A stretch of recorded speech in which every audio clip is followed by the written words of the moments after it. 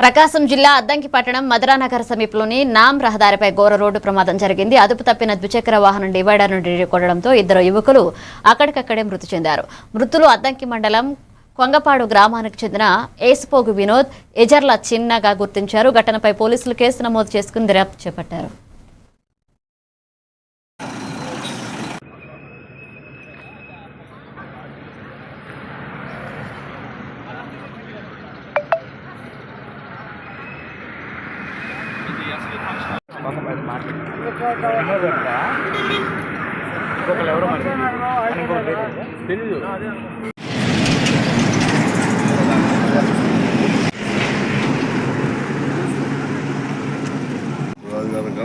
Divider పైన public writing ఉంది కదా, సెంటర్ రైటింగ్.